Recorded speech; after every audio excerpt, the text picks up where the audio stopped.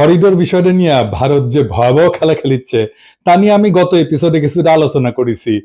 ভারতীয় চোরদের ষড়যন্ত্র যে কত ভয়ঙ্কর তা আরো বিস্তারিত আলাপ করব। আপনারা জানেন যে 2016 সালের অক্টোবর থেকে রাখাইন রাজ্যের রাখাইন সম্প্রদায়ের সহায়তায় মায়ানমারের বাহিনী রোহিঙ্গাদের বিরুদ্ধে জাতিগত নিধনের মানবতা বিরোধী অপারেশন চালায়। এই জাতিগত নিধনের পেছনে উদ্দেশ্য ছিল রাখাইন রাজ্যের সিতোয়ে বন্দর থেকে শুরু কইরা উত্তর রাখাইনের বুথিডং অঞ্চল পর্যন্ত মুসলিম ধর্মাবলম্বী রোহিঙ্গাদের চিরতরে বাংলাদেশে বিতাড়িত করা, যাতে কইরা ভারতের কালাদান মাল্টি মডাল ট্রানজিট করিডোরের জন্য জায়গা খালি করা যায়। কোথাও কোনো উন্নয়ন প্রকল্প হইলে সেই প্রকল্পের আশেপাশের জায়গার দাম বাড়ে, আপনারা জানেন। অনেক জমি অধিগ্রহণ করতে হয় সরকারকে, এটাও আপনারা জানেন। কোথাতে রাস্তা গেলে, রেল গেলে জমি অধিগ্রহণ করে সরকার বা ওই কোম্পানি, এতে অনেক টাকা দিতে হয় সরকারকে বা ওই কোম্পানিকে। যদি একেবারে উচ্ছেদ করে দেওয়া যায় তাহলে ক্ষতিপূরণের টাকা বেঁচে যায় আর কি। আর আশেপাশের জমির তো দাম বাড়েই, আপনারা জানেন। আপনারা পদ্মা ব্রিজের কথাই ধরেন না কেন। যাই হোক, এই মানবতা বিরোধী অভিযানের ফলে বিশাল সংখ্যক রোহিঙ্গা বাংলাদেশে আসতে বাধ্য হয়। এরপরে শুরু হয় আর এক নতুন অধ্যায়। 2023 সালে রাখাইন সম্প্রদায়ের বাহিনী আরাকান আর্মির সাথে মায়ানমার বাহিনীর ব্যাপক যুদ্ধ শুরু হয় এবং এর ফলে 2024 সালে সেপ্টেম্বর পর্যন্ত 1 লাখেরও অধিক রোহিঙ্গা আবারও বাংলাদেশে প্রবেশ করে। বর্তমানে বাংলাদেশে রোহিঙ্গা শরণার্থীদের সংখ্যা দাঁড়াইছে 12 লাখের বেশি। আচ্ছা, আপনারা কি জানেন যে রোহিঙ্গাদের মায়ানমারে প্রত্যাবাসনের বিষয়ে পতিত আওয়ামী লীগ সরকার কোন ধরনের বাস্তবিক পদক্ষেপ নেয়নি? এর মূল কারণ হইতেছে দিল্লি দেশে হাসিনা সরকার ভারতের স্বার্থ রক্ষা করছে। রোহিঙ্গারা ফিরে না আসুক, এটাই তো ইন্ডিয়া চায়। কারণ রোহিঙ্গাদের তারা যে কালাদান প্রজেক্ট করতেছে সেইখানে তো রোহিঙ্গাদের জমির উপরে সে স্থাপনা করেছে। রোহিঙ্গারা ফিরে গেলে সে করবেটা কি? তার প্রজেক্টের জায়গা তো ছেড়ে দিতে হবে। 2017 সালে খুনি হাসিনার সরকার মায়ানমারের সাথে একটা লোক দেখানো চুক্তি করে, যা ছিল বাংলাদেশের স্বার্থ বিরোধী। ওই চুক্তি আলোচনার টেবিলে মায়ানমারে ওই সময় নিযুক্ত বাংলাদেশের রাষ্ট্রদূত তদানীন্তন পররাষ্ট্রমন্ত্রী মাহমুদ আলীকে উদ্দেশ্য করে বলছিল যে আপনি মন্ত্রী হইতে পারেন, কিন্তু রাষ্ট্রদূত হিসেবে আমি প্লেনিপটেনশিয়ারি। দেশের স্বার্থ বিরোধী কোন ধারা থাকলে সেই চুক্তিতে স্বাক্ষর করতে দেব না, স্বাক্ষর করতে দেয়নি। এরপর কিছুটা ঘষা মাজা করলেও চুক্তির দুর্বলতা কাটানো যায়নি। এতে বাংলাদেশের শরণার্থী হিসেবে অবস্থানরত রোহিঙ্গাদের কারা কারা মায়ানমার থেকে আসছে তার ভেরিফিকেশন মায়ানমার সরকারের হাতেই ন্যস্ত হয়। এই চুক্তি স্বাক্ষরের পর হাসিনা সরকার কয়েক দফায় 8 লক্ষ রোহিঙ্গাদের একটা তালিকা মায়ানমার সরকারকে ভেরিফিকেশনের জন্য দেয়। কিন্তু চুক্তিতে সম্পাদনের পরে দীর্ঘ 7 বছর ধরে হাসিনা সরকার একজন রোহিঙ্গার ভেরিফিকেশনও আদায় করতে পারে নাই। আগেই বলছি, হাসিনা সরকার রোহিঙ্গাদের মায়ানমারে প্রত্যাবর্তনের বিষয়ে কোনো দৃশ্যমান প্রচেষ্টা গ্রহণ করেনি, করবেও না। শেখ রেহানা তার বোন হাসিনার উদ্দেশ্যে নাকি বলেছিল যে সে নাকি 16 কোটি বাংলাদেশিদের খাওয়াইতেছে, ভাত খাওয়াইতেছে। সুতরাং কয়েক লাখ রোহিঙ্গাদের খাওয়ানোটা তার জন্য কোনো ব্যাপারই না। শুনেন, বিশেষ করে আমার ছোট বোন, ও আমাকে বলল যে তুমি 16 কোটি মানুষকে ভাত খাওয়াও, তুমি কি আর কয়েক লক্ষ লোককে খাওয়া দিতে পারবে না? আর কয়েক লক্ষ লোককে খাবার দিতে পারবে না? এটা আমার ছোট বোন রেহানা, ওরই কথা। হাসিনার এই বাগাড়ম্বরের ফলে আন্তর্জাতিক মহলে ধারণা হয় যে রোহিঙ্গারা আর ফিরে যাবে না এবং রোহিঙ্গাদের বাংলাদেশে থাকার ব্যাপারে বাংলাদেশ সরকারের কোনো আপত্তি নাই, তারা থেকে যাবে বাংলাদেশে। প্রত্যাবর্তনের বিষয়ে হাসিনা সরকারের এই ভূমিকায় আন্তর্জাতিক এজেন্ডায় রোহিঙ্গা ইস্যুটা ঝরে পড়তে থাকে। বাংলাদেশে এ নিয়ে আলোচনা প্রায় বিলীন হয়ে আসে। বিষয়টা দেশে বিদেশে প্রায় মৃত অবস্থায় চলে যায়।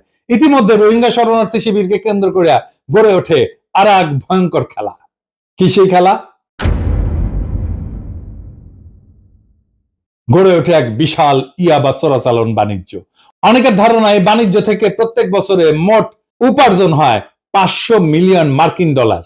এই বাণিজ্যে ঢুকে পড়ে আওয়ামী দুর্বৃত্তরা। এর ফলে দেশের যুব সম্প্রদায়ের একটা উল্লেখযোগ্য অংশ মাদকাসক্ত হয়ে পড়ে। ইয়াবা সাম্রাজ্যের নেতা হিসেবে উঠে আসে কক্সবাজারের এমপি ইয়াবা বদির নাম। শোনা যায় ওবায়দুল কাদেরের গাড়িতে ইয়াবা পাঠাইতো বদি, যেন পুলিশ না ধরে আর কি। শুনেন, এটার একটা রিপোর্ট হয়েছে আমার দেশে। এদিকে বদির মূল মদতদাতা ছিলেন ওবায়দুল কাদের। ক্ষমতায় থাকতে 2 মাসে একবার বিভিন্ন প্রোগ্রামের অজুহাতে কক্সবাজারে যেতেন তিনি। অনির্ধারিত সফরে তিনি চলে যেতেন টেকনাফেও, উঠতেন বদির ডেরায়। কক্সবাজার সফরের সময় সড়ক পথকেই বেছে নিতেন তিনি। যে কটি গাড়ি নিয়ে তিনি কক্সবাজারে যেতেন ফেরার সময় তার বহরে আরো 4-5টি গাড়ি বেশি যুক্ত হতো। এসব গাড়িতে বদির ইয়াবার চালান নিরাপদে ঢাকায় নেওয়া হতো। ওবায়দুল কাদের প্রায় কিন্তু যাইতো ওইদিকে গাড়ি নিয়ে, ইয়াবা বাণিজ্যের টাকা ভাগ শেখ হাসিনার হাত পর্যন্ত পৌঁছাইতো। একদিন ভোরে উঠে আমরা হঠাৎ করে আবিষ্কার করি ইয়াবা সাম্রাজ্যের পুলিশের প্রদীপ, আর লিয়াকতের হাতে খুন হয় মেজর সিনহা। সুতরাং বুঝতেই পারতেছেন, হাসিনা ক্ষমতায় থাকলে রোহিঙ্গারা মায়ানমারে তাদের বাপদাতার ভিটায় আর কোনোদিন ফিরে যেতে পারতো না। প্রফেসর ইউনূসের অন্তর্বর্তীকালীন সরকার প্রতিষ্ঠিত হওয়ার পর গত 9 মাসে রোহিঙ্গা সংক্রান্ত কার্যক্রমে মৌলিক পরিবর্তন হয়েছে। আপনারাও সেটা লক্ষ্য করছেন। কি সেটা? 3টা গুরুত্বপূর্ণ পরিবর্তন হয়েছে। প্রথমত, দায়িত্ব গ্রহণের পরপরই গত সেপ্টেম্বরে জাতিসংঘ সাধারণ অধিবেশনে রোহিঙ্গা প্রসঙ্গটি তুলে আনেন প্রফেসর ইউনূস এবং বিশ্ব সম্প্রদায়কে রোহিঙ্গা বিষয়ে একটা আন্তর্জাতিক সম্মেলন আয়োজন করার আহ্বান জানান। জাতিসংঘ এতে তাৎক্ষণিকভাবে সাড়া দেন। জাতিসংঘের সকল সদস্য সর্বসম্মতিক্রমে এই বিষয়ে একটা উচ্চ পর্যায়ের আন্তর্জাতিক সম্মেলন আয়োজনের সিদ্ধান্ত নেয়। একটা জাতিগোষ্ঠীর বিষয়ে পূর্ণাঙ্গ জাতিসংঘ সম্মেলনের সিদ্ধান্ত অত্যন্ত বিরল একটা ঘটনা। প্রফেসর ইউনূসের এই একটা পদক্ষেপের কারণে গণখুনি হাসিনার হাতে চরমভাবে অবহেলিত রোহিঙ্গা ইস্যুটা এভাবেই আন্তর্জাতিক এজেন্ডার একেবারে শীর্ষ একটা স্থানে উঠে আসে। দ্বিতীয়ত যে বিষয়টা হলো, একই সাথে অন্তর্বর্তীকালীন সরকার রোহিঙ্গা সমস্যার প্রকৃত সমাধান যে রোহিঙ্গাদের মায়ানমারে প্রত্যাবর্ষণ বা রিপাট্রিয়েশন, সে সম্পর্কে আন্তর্জাতিক ঐক্যমত গঠনেও সক্ষম হয়। এর একটা বড় নিদর্শন ছিল গত মার্চে জাতিসংঘ মহাসচিবের পরিষ্কার উচ্চারণ যে প্রত্যাবর্ষণেই রোহিঙ্গা সমস্যার একমাত্র সমাধান। তৃতীয় যে বিষয়টা হলো, প্রত্যাবর্ষণ যাতে বাস্তবায়িত হয় তার প্রাথমিক পদক্ষেপটাও অন্তর্বর্তীকালীন সরকার গ্রহণ করতে সক্ষম হয়েছে। গত এপ্রিল মাসে ব্যাংককে বিমস্টেক সম্মেলনের সাইডলাইনে মায়ানমার সরকার সর্বপ্রথম 1,80,000 রোহিঙ্গাদের প্রত্যাবর্ষণের যোগ্য বলে ক্লিয়ারেন্স দিছে। মায়ানমারের পররাষ্ট্রমন্ত্রী এবং বাংলাদেশের রোহিঙ্গা বিষয়ক হাই রিপ্রেজেন্টেটিভ যৌথভাবে ক্লিয়ারেন্সের সিদ্ধান্তটি জানান।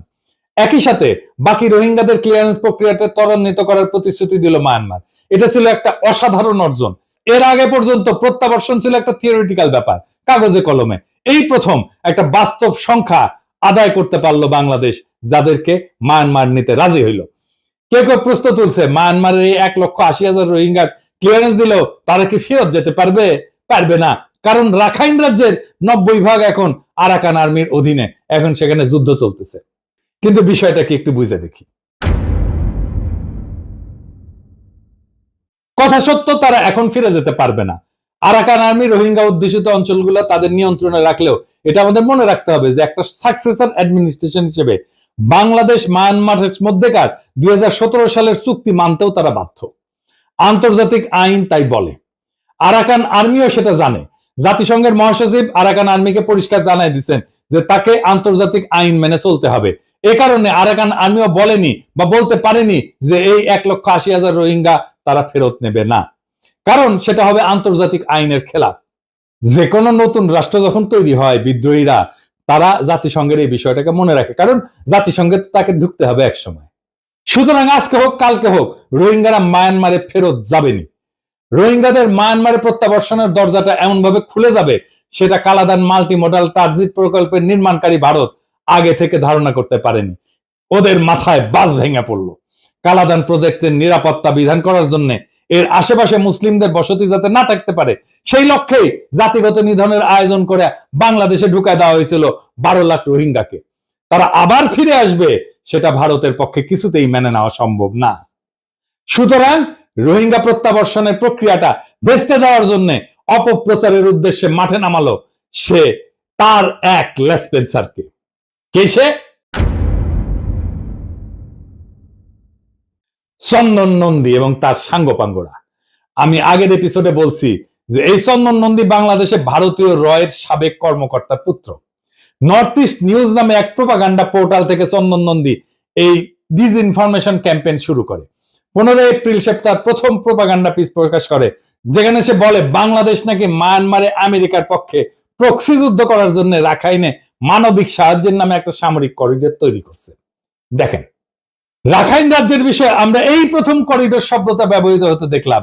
চন্দন নদী লিখলো যে টেকনাফে নাকি এই উদ্দেশ্যে একটা জায়গা নির্বাচন করে এই যুদ্ধের প্রস্তুতি নেওয়া হইতেছে।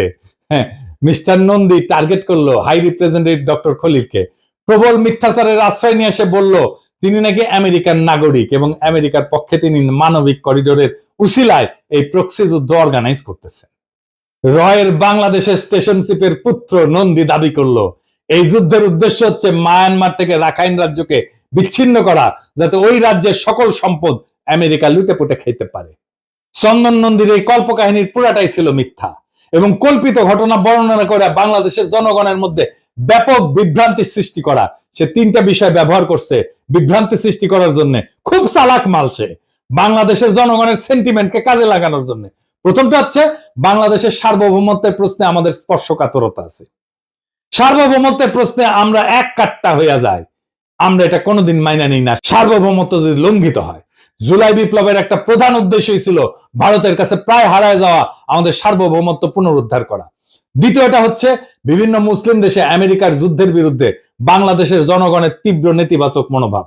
রাখাইনে করিডোর দিয়া বাংলাদেশের সার্বভৌমত্ব নষ্ট করা হচ্ছে এবং বাংলাদেশকে জড়ানো হচ্ছে আমেরিকার একটা প্রক্সি যুদ্ধে। চন্দন নন্দীর এই ন্যারেটিভ বাংলাদেশের অনেকেই খেয়ে ফেললো। খুব চালাক মাল।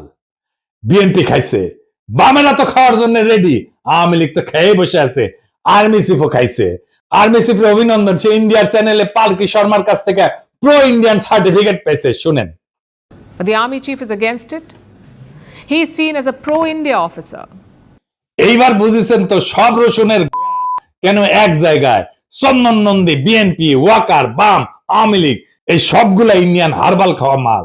ইন্ডিয়া ওই পার থেকে হুক্কা হুয়া করে সিক্কুর পারে আর একসাথে এগুলা ক্যা হুয়া ক্যা হুয়া ক্যা হুয়া করে, শুনেন ইনকা কইয়া।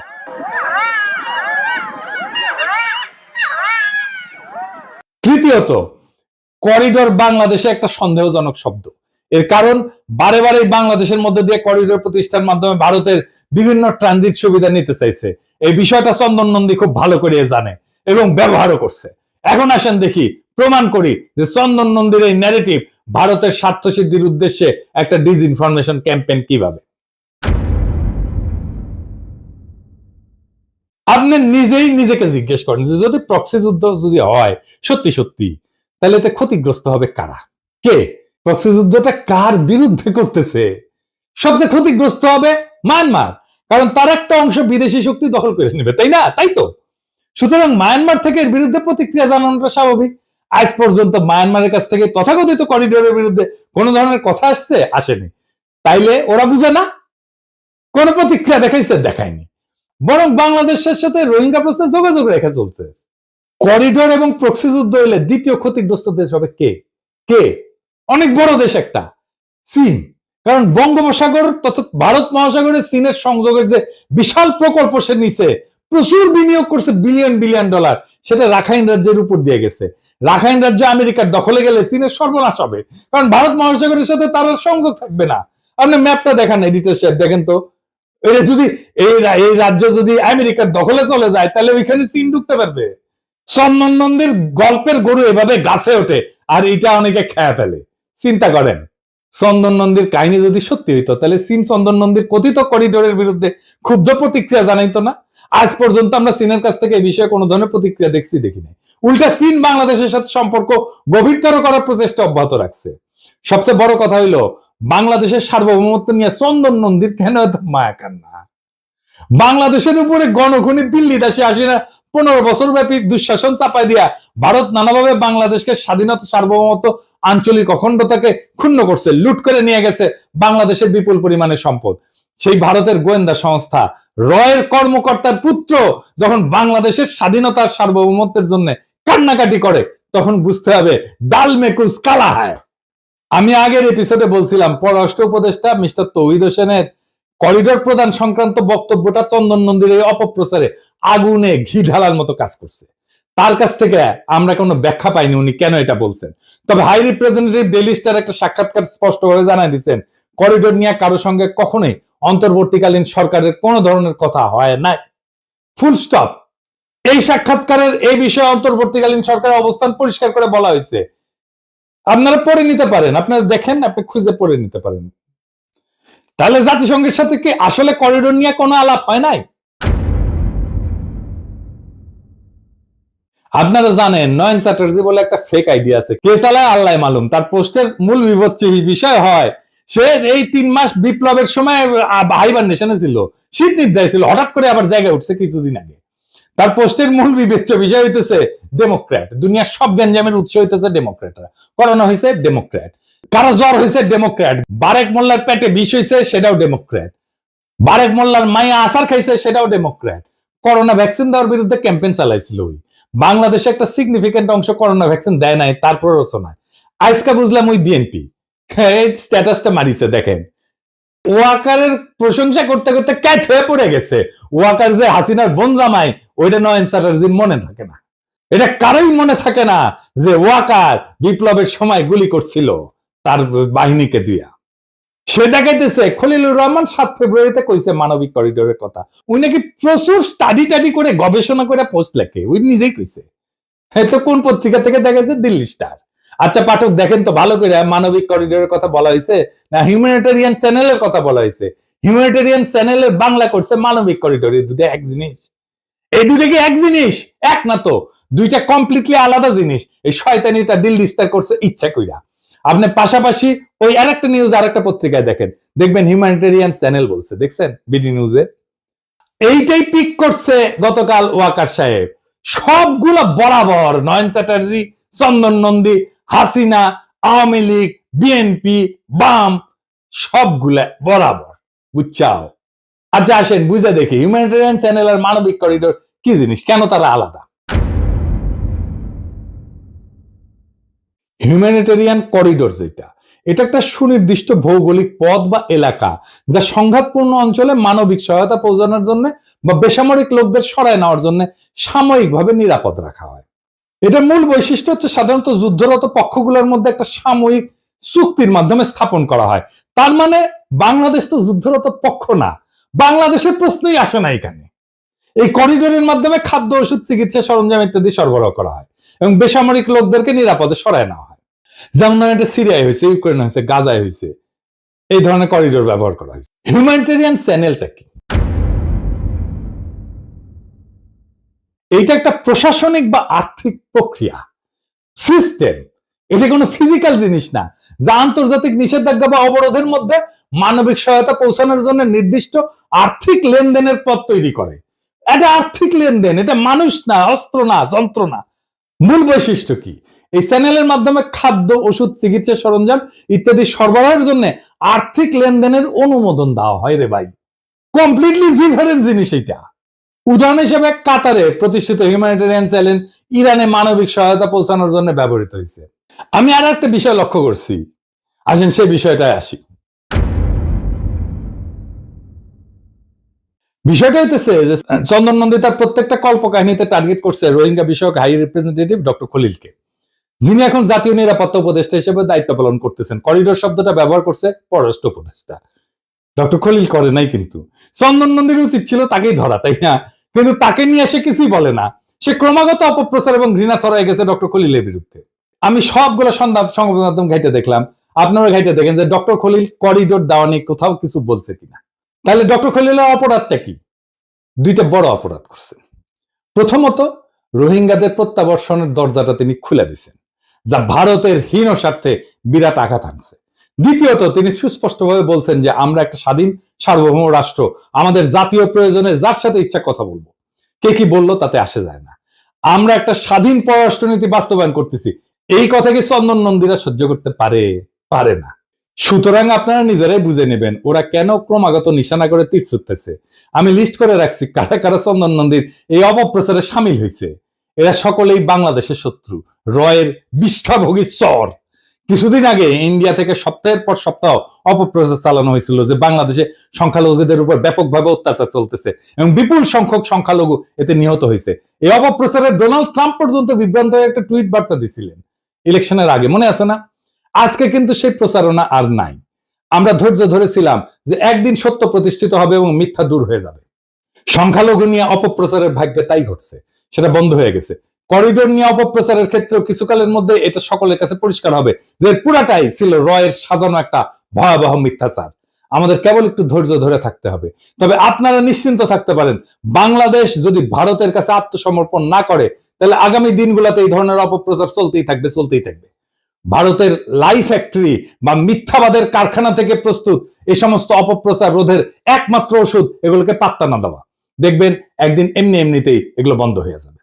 তবে আমাকে যেটা সবচেয়ে বিস্মিত করছে তা হলো বাংলাদেশের প্রধান রাজনৈতিক দল বিএনপি এবং ওয়াকার চন্দন নন্দীর এই করিডোরের ডিসইনফরমেশনকে বিনা প্রশ্নে মেনে নিছে। ওয়াকার তার প্রতিধ্বনিও করছে। বিএনপি কেন প্রশ্ন করেনি যে আমেরিকান প্রক্সি যুদ্ধের এই দাবির বিরুদ্ধে মায়ানমার অথবা চীন কেন কিছু বলে নাই, অথচ ভারতীয়রা এই নিয়ে হইচই করতেছে? কেন প্রশ্ন করে নাই যে চন্দন নন্দীর মতো একজন সুপরিচিত রয়্যাল লোক কেন বাংলাদেশের স্বাধীনতা সার্বভৌমত্ব নিয়ে কান্নাকাটি করতেছে? চন্দন নন্দী তার একটা অপপ্রতিবেদনে উল্লেখ করছে যে কতিপয় আমেরিকান বিমান বাহিনীর কর্মকর্তা নাকি তথাকথিত প্রক্সি যুদ্ধের একটা বিশেষ মিশনে এসে ঢাকার ওয়েস্টিনে হোটেলে উঠছে। সেদের নামও উল্লেখ করছে। আমি নিজে খোঁজ নিয়ে দেখছি ওই নামের কেউ ওই তারিখগুলোতে ওয়েস্টিন হোটেলে উঠেই নাই। করিডোর করিডোর করে উত্তেজিত হয়ে লাফালাফি করার আগে বিএনপির তো উচিত ছিল এই তথ্য সঠিক কিনা যাচাই করা। ওয়াকারের তো উচিত ছিল গোয়েন্দা পাঠানো। আমি হাজার হাজার মাইল দূর থেকে সহজে যে কাজটা করতে পারলাম, আর লাখ লাখ নেতা কর্মী থাকা সত্ত্বেও, গন্ডায় গন্ডায় গোয়েন্দা থাকা সত্ত্বেও বিএনপি কি ঢাকায় বসে সেই কাজটা করতে পারতো না? ওয়াকার কি ঢাকায় বসে সেই কাজটা করতে পারতো না? চন্দন নন্দীর আরো একটা ডিসইনফরমেশন প্রতিবেদনে বলছে টেকনাফে নাকি আমেরিকানরা যুদ্ধ প্রস্তুতির স্থান নির্বাচন করছে। টেকনাফে কি বিএনপির কোন নেতা কর্মী নাই নাকি সবাই মরে গেছে? তাদের মাধ্যমে কি বিএনপি অপতথ্যটা যাচাই করতে পারতো না? ওয়াকার কি যাচাই করতে পারতো না টেকনাফে আর্মি নাই? তাইলে আমাদের ধরে নিতে হবে হয় বিএনপি দেশ পরিচালনার অযোগ্য একটা অপদার্থ দল, অথবা ওয়াকার নিজেই বুঝে না কেমনে সত্য খুঁজে নিতে হয়, অথবা তারা স্বেচ্ছায় চন্দন নন্দীর অপপ্রচারে ইন্ধন যোগাচ্ছে। তারা কেন এই কাজটা করলো তার সদুত্তর বিএনপিকে দিতেই হবে। তা না হলে আমরা ধরে নিব বিএনপি ক্ষমতায় গেলে রোহিঙ্গা প্রশ্নে দিল্লি দাসী হাসিনার পথ ধরে আসবে। তারা নিজেরাও রোহিঙ্গা সমস্যার সমাধান করার চেষ্টা করবে না, অন্তর্বর্তীকালীন সরকারকেও তা করতে দেবে না। ভারতের কালাদান মাল্টি মডেল ট্রানজিট প্রকল্প যাতে নির্বিঘ্নে পরিচালিত হতে পারে সেই উদ্দেশ্যে তারা রোহিঙ্গাদের রাখাইনে ফিরে যেতে না দিয়া ভারতের হীন স্বার্থ রক্ষা করবে। এই বিএনপি কি তাহলে আমি 2.0? আমরা আরো ধরে নেব কক্সবাজারের পুরাতন বদির বদলে বিএনপি ক্ষমতা পাইলে নতুন একজন বদিকে মাদক সম্রাট হিসাবে অধিষ্ঠিত করবে। আমরা তার চেহারাটা কিছুটা হইলে আন্দাজ করতে পারি আর কি। আগামীতে হয়তো আমরা মেজর সিনহার মতো আরো অনেককে খুন হতে দেখব। এইসব প্রশ্নের গ্রহণযোগ্য জবাব জাতির কাছে বিএনপির প্রকৃত নেতা জনাব তারেক রহমানকে দিতে হবে, কারণ তিনি নিজেই তথাকথিত করিডোর কথাটি ব্যবহার করে বস্তুত চন্দন নন্দীর অপপ্রচারকেই পুনঃপ্রচার করছেন।